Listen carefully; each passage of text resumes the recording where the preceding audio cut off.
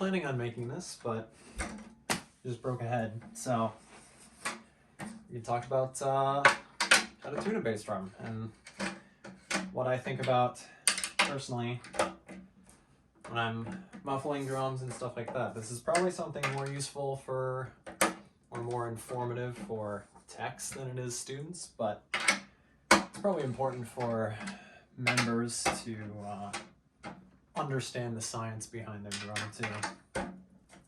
So you see as I'm taking this off right now, if you've never taken off a drum head before, it's important that you take it off the same way you would put it on or tighten it. So you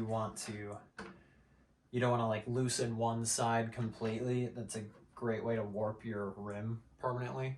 So you want to make sure you release the tension evenly on the drum to protect the rim.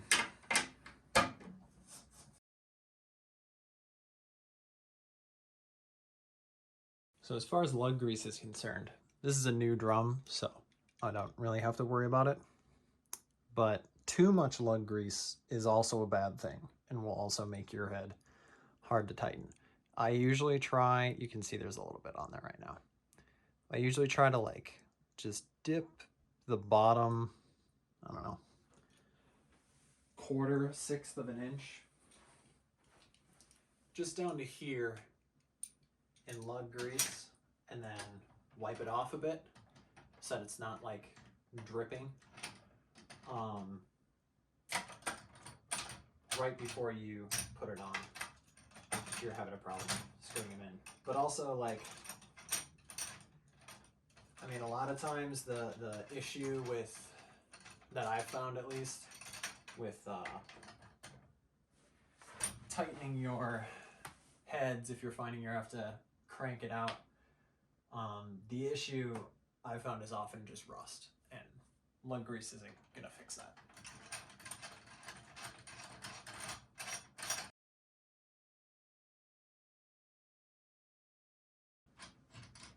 So as I'm finishing up with this here, I put my muffling on the inside of the bass drums. I see sometimes groups doing it on the outside, on the rim, which, you know, it's easier to fix that way, but to me, it doesn't make a whole lot of sense, because you want the head to, as you tighten it down, to come in contact with the foam and be muffled. But if it's just on the outside, there's no pressure being put into the head from the foam, so it's just kind of sitting there. And then also, members, I did this in high school, will like pick at it, and because it's there, you know.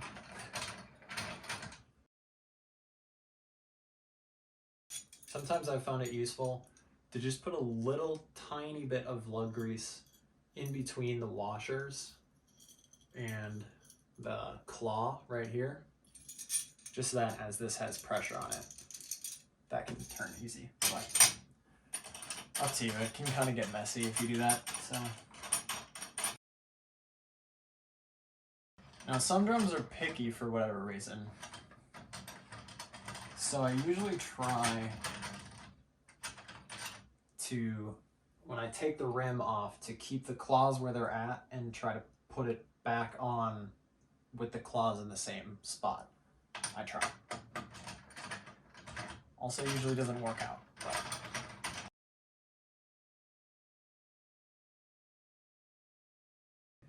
Okay, so we can see the inside of the drum now.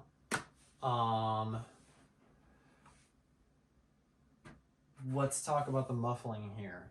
So ideally, I'd like to have enough to go all the way around the rim on both sides, because I just like a very muffled bass drum sound. I like it to be, you know, a sharper sound. I don't want it to ring a lot. Makes it easier to clear overtones and stuff like that. If it's muffled all the way around, it dampens overtones that can happen on the drum, because science, I don't really know.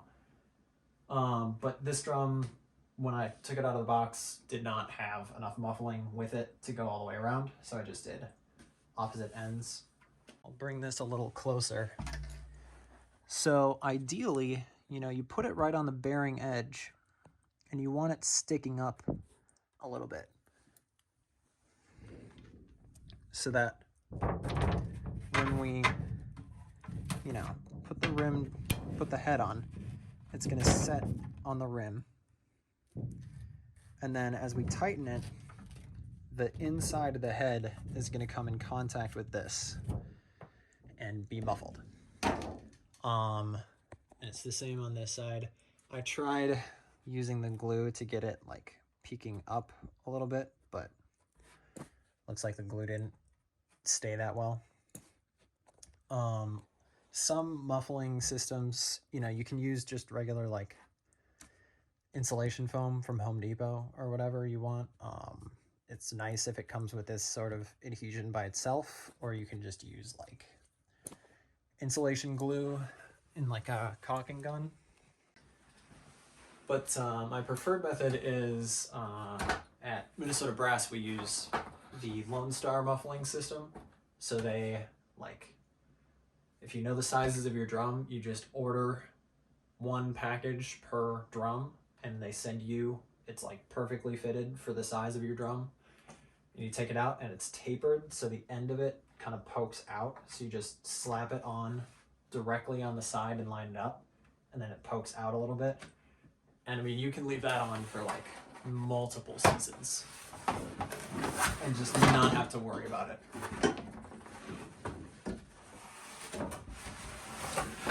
So we're busting out good old Evans MS1 here. I prefer 1-ply heads on bass drums. I think they offer a little bit better tone. They're less durable, so if that's an issue for your group, if you don't have it in the budget to be buying new heads all the time, then definitely spring for 2-ply heads, leave them on for longer. But I just like the tone quality and the warmth that 1-ply heads offer me.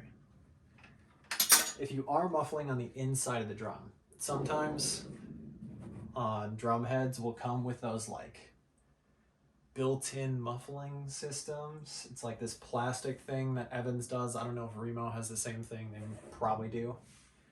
And then you can like put in these pads or whatever. I've never played around with that. I don't know how well those work. If you're muffling inside the drum though, you want to take that out.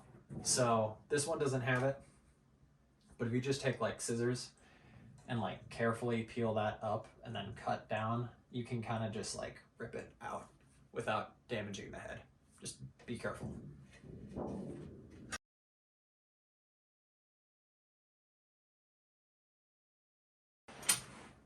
Something that I don't really know if it's an issue for other battery instruments, but for bass drums, it's pretty easy to put the rim on and have the head not be centered. So like you can have it so that the rim is much closer. I hope maybe the camera can pick this up, I don't know. But the head is like almost touching the rim here. There's a pretty significant gap on this side. Maybe if I do it this way. So that's not what you want, right? You want to make sure it's centered so that the head gets worn evenly across the surface. You don't pull any of the sides, hopefully.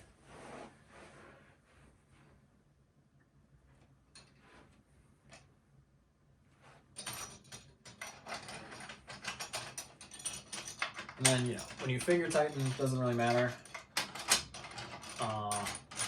what you do. You don't have to like go across or anything.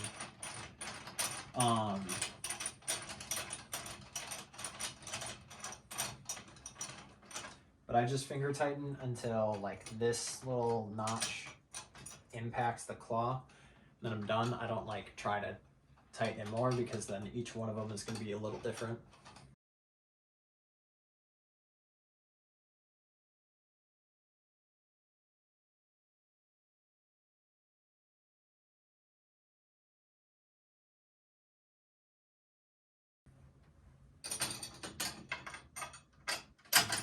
And we talked about how you should be hitting the drum using the proper technique as hard as you can at all the heights.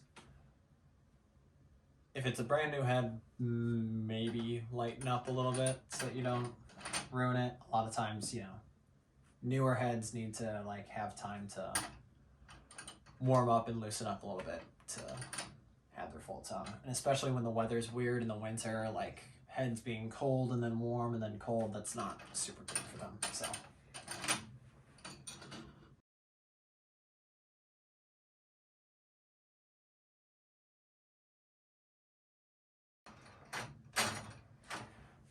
sometimes people ask me like how often I replace heads or would like to replace heads in an ideal world.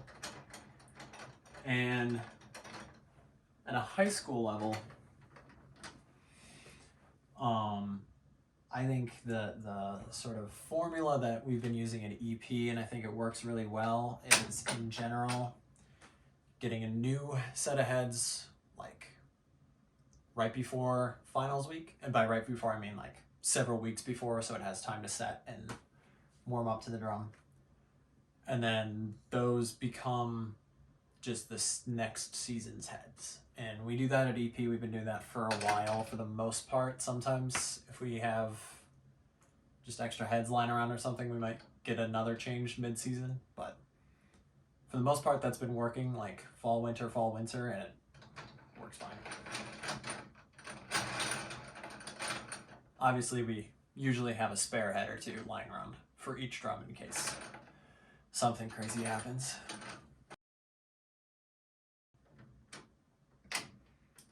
Okay, so I mean, I used my key a little bit to cheat because, you know, it's faster. So now that we're here, what I usually like to do is push down on it, and this is hard to do by yourself. A lot of times, you know, I'd have one person push down and another person tighten. But if you push down a little bit, you just get a little bit more of a finger tighten. Make sure you apply the same amount of weight.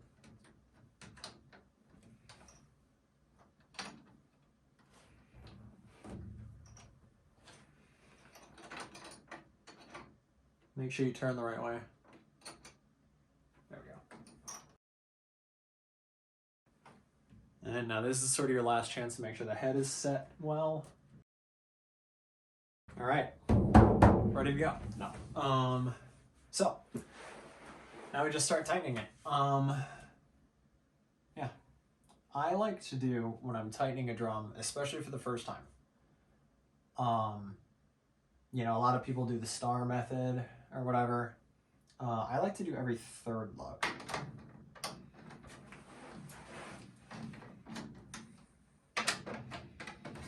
So you just go around 3 times.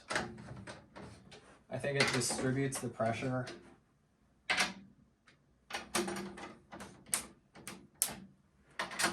a lot more evenly than going across. It takes some stress off of the lugs. I usually start off with 2 half cranks, and then, you know, go around and check to make sure it's like roughly even pressure all the way around. And then from there, yeah, you just kind of keep on bringing it up.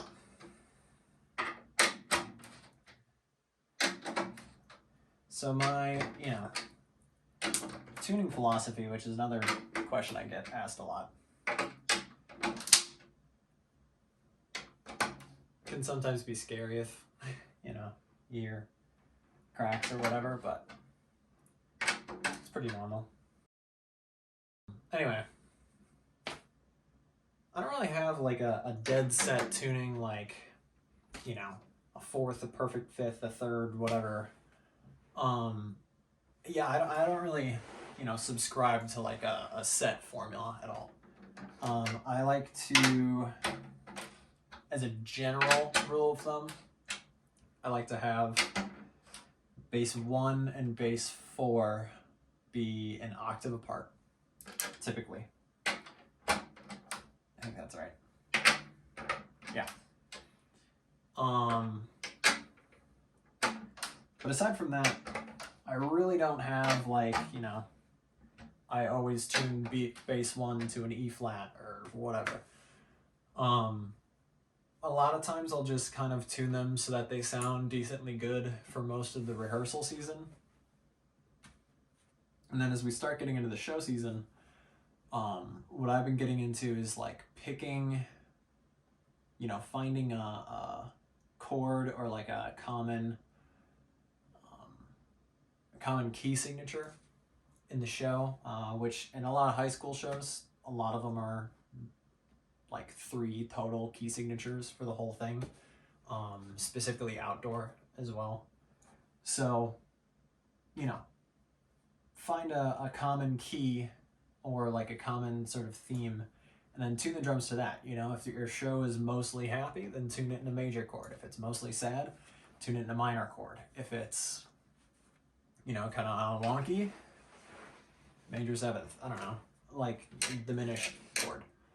You know, you have a lot of freedom with what you can do, and like what's going on, and you know that can help kind of set the mood for the battery as well.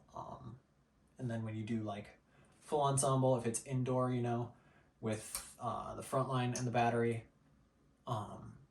it'll play really well into the show.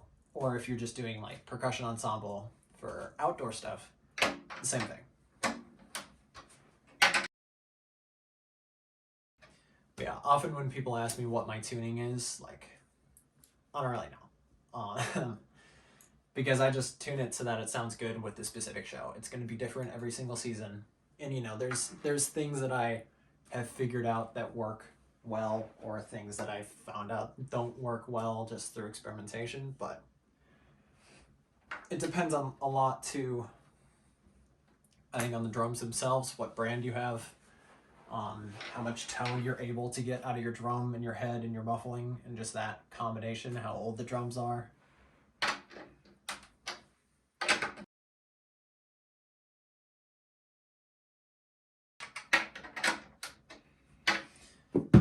So once I have it around the tone that I want, which, you know, this is a drum too, I would prefer it to be higher. But for our purposes, doesn't really matter. That's when you go around. I usually find it easier. I mean, I'm on carpet right now. If you were on a hard surface, probably wouldn't work very well. But I usually find it easier in a situation like this to tune overtones. And you know, 9 times out of 10, if an overtone is on one lug, it's also on the opposite one. So always check that out. I've heard some people talk about like when they tune overtones, they never like tune down an overtone for some reason. I don't know. People get like picky about that kind of thing. I just do whatever. Like if one of them's way higher than the rest of the lugs, I'm gonna just, you know, bring that one down. I don't really think too much about it. But this is where, you know, at Brass, with the Lone Star muffling system that we have and everything, it's like tapered, so really the muffling contact's like about here on the head, like half an inch in.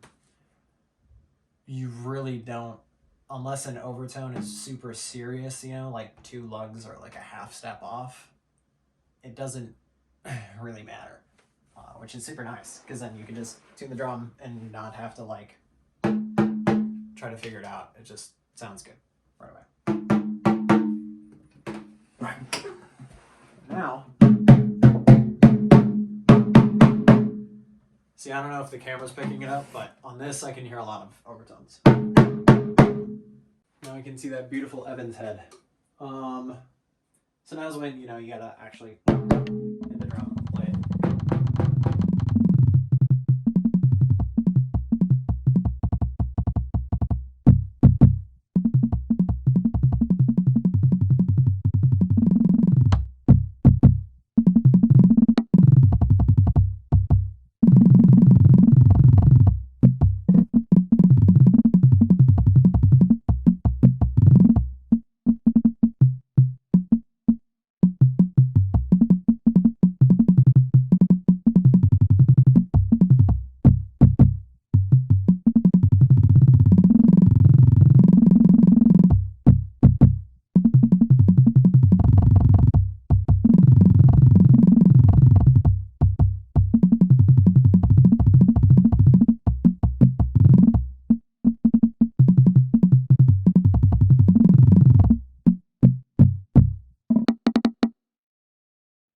favorite sound right now, but for the purposes of making these videos for you guys, I'm gonna live with this.